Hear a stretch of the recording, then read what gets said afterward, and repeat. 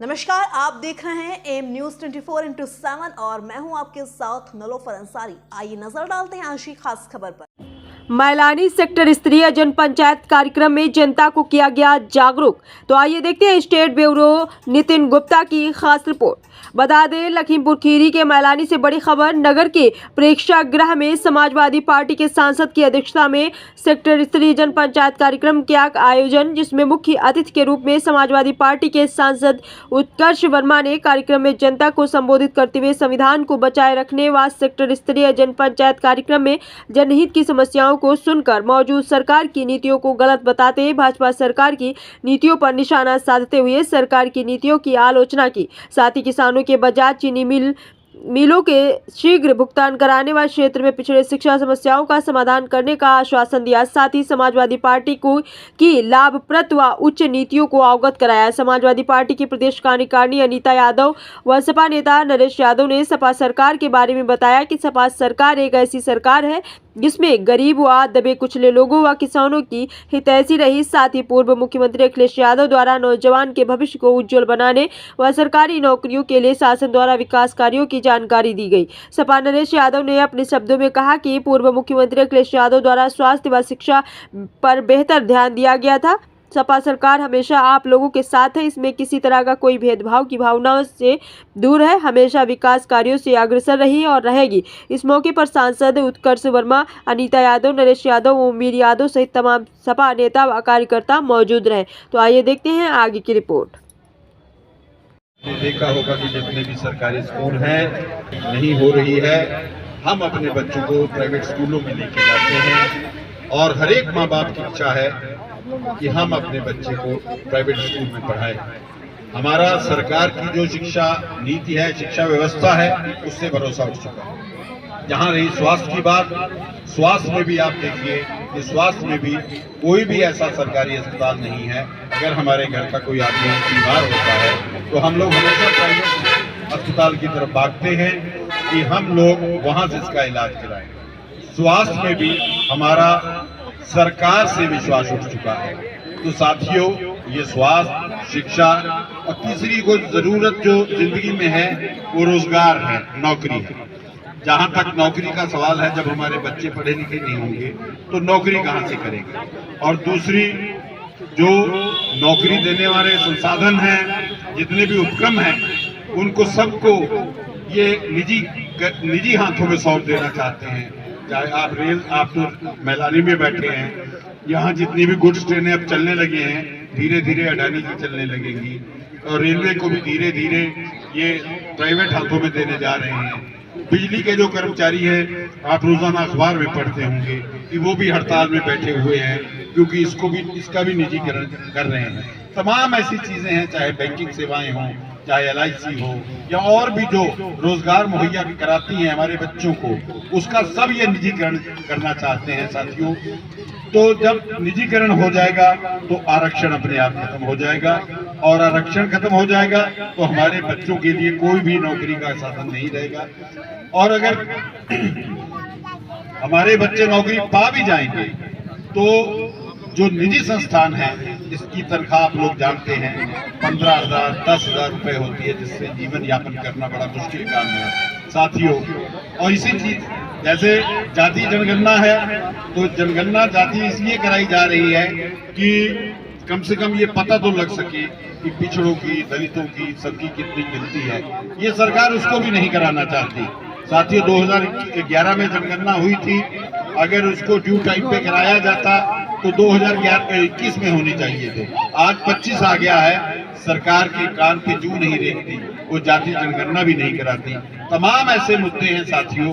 जहां तक रही जो संविधान हमको बाबा साहब भीमराव अंबेडकर जी ने दिया है, उसके तहत ही हमको बराबरी का दर्जा मिला है, बराबरी का नौकरी करने का अधिकार मिला है और बराबरी का जीवन जीने का अधिकार मिला है।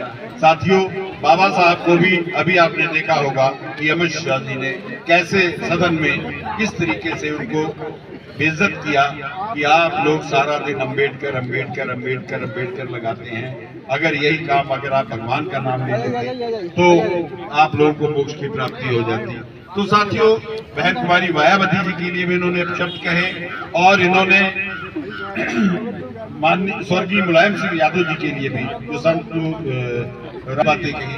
तो साथियों, ये तमाम चीजें हैं जो कि वक्ता बहुत हैं, समय कम है, इसके लिए मैं आप लोगों को पुनः कहता हूं कि अपने बच्चों के भविष्य के लिए इस सरकार को हटाने का काम करें। चाहे वो आने वाला टाइम, अभी 2 साल पड़े हैं चुनाव में, मगर फिर भी आप यहाँ से जो बात सुन के जाएं, आगे लोगों को बताएं, लोगों को जागरूक करें, जिसके साथ वो अपने भविष्य के, अपने बच्चों के भविष्य को समझ सकें।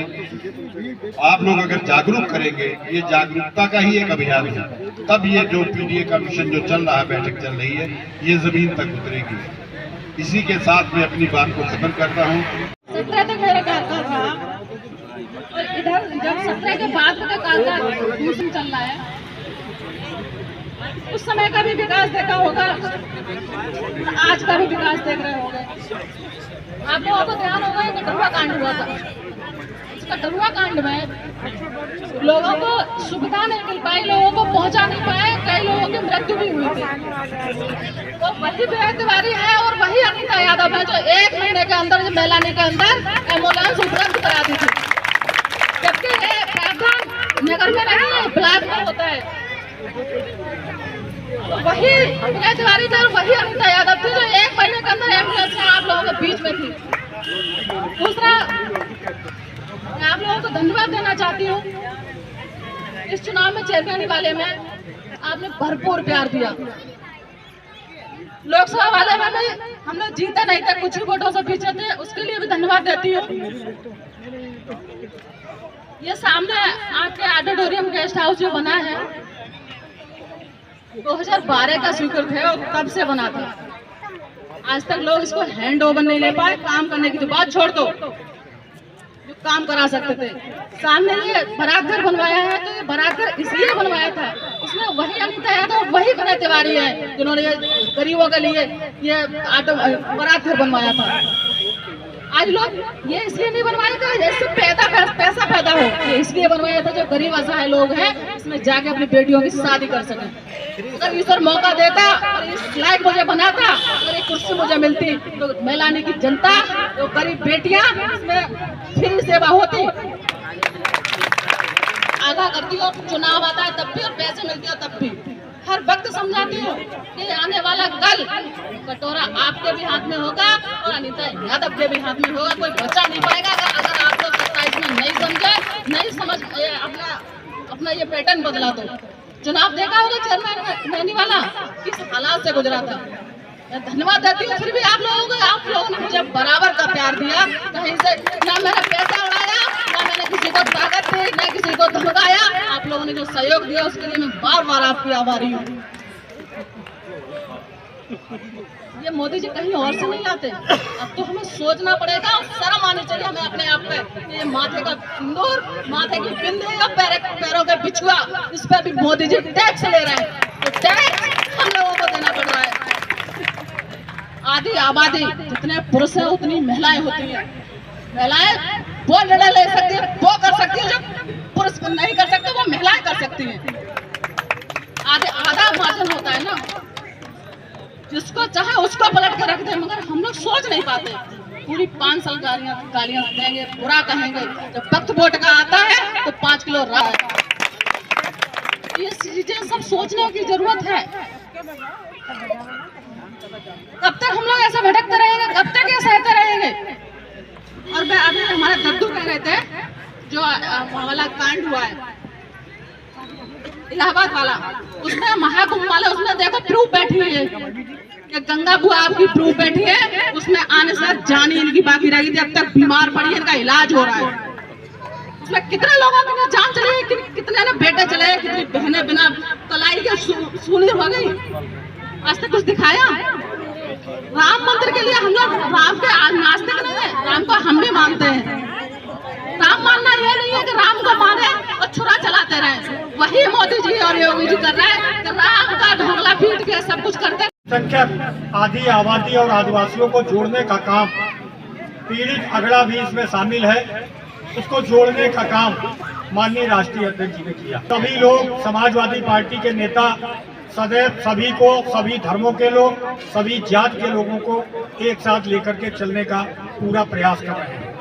उत्तर प्रदेश में और केंद्र तक जो भारतीय जनता पार्टी की सरकार थी, वो सरकार पूरी तरीके से भ्रष्टाचार में लिप्त है, नकारा साबित हुई और उसने पिछड़े और दलित अल्पसंख्यकों का शोषण करने के अलावा जो भारतीय जनता पार्टी की सरकार है, उसके आरएसएस के प्रमुख उन्होंने कहा था कि जब लोकसभा के चुनाव हो रहे थे तो उसके पहले एक उनका वक्तव्य आया था जिसमें उन्होंने कहा था कि आज भारतीय जनता पार्टी के बहुत सारे नेता, जिसमें कि एक अयोध्या से सांसद रहे लल्लू सिंह जी ने भी एक बयान दिया था कि जिस दिन भारतीय जनता पार्टी 400 पार सीटें जीतने का काम करेगी, उस दिन यह संविधान बदलने का काम भारतीय जनता पार्टी कर देगी।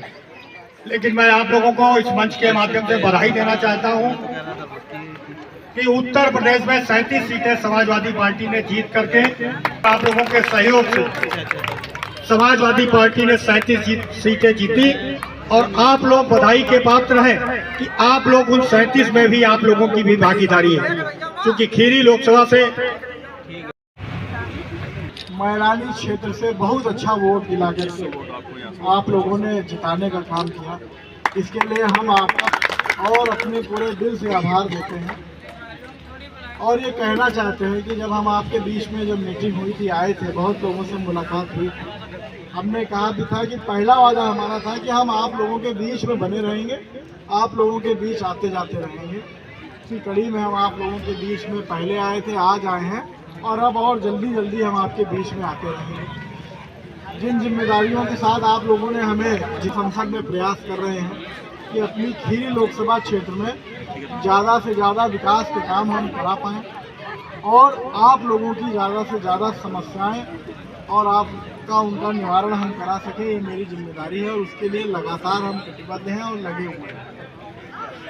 अभी हम आपको बधाई भी देना चाहते हैं कि आपकी ये जब चुनाव में आए थे तो लोगों ने मांग करी थी कि ये सड़क की जो मैलानी से और पीलीभीत बस्ती मार्ग तक 12 किलोमीटर, तो हम बधाई भी देना चाहते हैं कि इसका चौड़ीकरण स्वीकृत हो गया, काम भी चालू होगा। और जो आपका ये पीलीभीत बस्ती मार्ग गया हुआ है, इस पर भी आए दिन लगातार सड़क दुर्घटनाएं बढ़ रही थी, तो हमने इसका एक प्रस्ताव दिया था मंत्री जी को कि इसको 4 लेन कर दिया जाए। वो भी आपको बधाई देते हैं कि वो भी स्वीकृत है, बहुत जल्दी उस पर काम चालू होगा और वो 4 लेन होगा। साथियों, आज का उद्देश्य एक तो आपसे मुलाकात का था और हम लोग आए हैं, लगातार समाजवादी पार्टी का कार्यक्रम चल रहा है पीडीए पंचायत का, जिसमें पिछड़ा, दलित जो हमारे साथ में जो सांसद जी खड़े हैं, इसे पीडीए की ताकत से ही लोकसभा 28 खीरी से जीत के और देश की सबसे बड़ी पंचायत में गए हैं और हम लोगों को भरोसा है जिस तरीके से समर्थन मिल रहा है उससे ये निश्चित है कि समाजवादी पार्टी की 2027 में सरकार बनेगी और हमारी क्षेत्र। आज जो पीडीएफ की जो बैठक चल रही है, इस संबंध में लेकर क्या कह रहे हैं? देखिए, समाजवादी पार्टी का लगातार पीडीए पंचायत का कार्यक्रम चल रहा है, जिसमें पीडीए से संबंधित जो लोग हैं उनको जागरूक करना है और कैसे इस सरकार में असंवेदनहीनता उनके खिलाफ हो रही है, जो योजनाएं बन रही हैं कहीं ना कहीं उनके लिए नहीं बन पा रही हैं। और मेन उद्देश्य तो ये है कि कम से कम संविधान को बचाना है और जब संविधान बचेगा तभी पीडीएफ बचाना। सर, किसानों का भुगतान नहीं हो पा रहा है? कहाँ का? गुलरिया पलिया का? नहीं, केवल बजाज का भुगतान बाकी था, वो पिछड़ा हो गया है जी। अब जो नए सत्र का चल रहा है वो अभी नहीं हुआ है बजाज का, बाकी फैक्ट्रियाँ कर रही हैं। सर, डिग्री कॉलेज की जैसा कर देखा जाए, छात्राएं यहाँ पे लगभग 25 ने और यहाँ मैलानी के लोगों ने किया है, जिसको लेकर के हम माननीय केंद्रीय जो शिक्षा मंत्री हैं उनके सामने प्रस्ताव रखेंगे और हमें उम्मीद है वो प्रस्ताव स्वीकृत करेंगे और बनेगा कॉलेज। सर, दिल्ली को हादसे को लेकर क्या जताएंगे? देखिए, सरकार की विफलता है। सरकार ने धन के नाम पर तो बहुत हजारों करोड़ रुपए खर्च किया, लेकिन जो सुविधा उनको इतने रुपए में मिलनी चाहिए थी वो इस देश की जनता को मिल नहीं पाई। इस पर हम बड़ा दुख प्रकट करते हैं। सर, लगभग 12 बच्चों की मौत हुई है कुछ कहाँ पर? दिल्ली में? नहीं, दिल्ली को लेकर नहीं, बच्चों की ही नहीं, बहुत लोगों की जान चली गई है। जैसे सड़क दुर्घटनाएं भी बहुत हुई हैं कुंभ में भगदड़ मची वहाँ पर, वहाँ भी कई लोगों की जानें गई। नई दिल्ली रेलवे स्टेशन पर भी भगदड़ मचने से कई लोगों की जानें चली गई। जन जन तक पहुंचाना है और जो समाज दबा कुचला है, जिनको नहीं कुछ उपलब्ध हो पा रहा है, जो संविधान बनाया है, संविधान जो खतरे में डाला जा रहा है, खतरे को उभारने के लिए जन जन तक, हर व्यक्ति तक ये आवाज़ अपनी पहुँचाना चाहते हैं कि जागो, अभी सवेरा हो जाएगा। और दिल्ली में जो हादसा हुआ है उसका जिम्मेदार कौन है? जितनी मौतें हो रही हैं आज दिल्ली में, नई दिल्ली में मौतें हुई हैं, बड़ा हादसा दिल्ली में हुआ है। देखो ये सरकार का है, होता तो बहुत कुछ है, मगर ये सरकार, ये अब मीडिया भी नहीं दिखाना चाहती। सबसे बड़ा रोल मीडिया का रहता है इसमें। अगर ये सब कुछ इनका सच अगर जनता जान जाए तो आज ये हालात देश के ना हों। जैसे कि छात्राएं यहाँ से लगभग 25 किलोमीटर दूर जाते हैं, डिग्री कॉलेज की यहाँ की जनता ने भी मांग की है। इसे मैलानी की जनता ने, कार्यकर्ताओं ने सांसद जी के सामने जो अपील रखी है, हमें उम्मीद है कि हमारे सांसद जी जाके सदन में इस चीज़ को उठाएंगे और जो शिक्षा मंत्री हैं उनके आगे ये बात अभी रखेंगे और उम्मीद हमें लग रही है कि हम इस चीज़ में कामयाबी पाएंगे।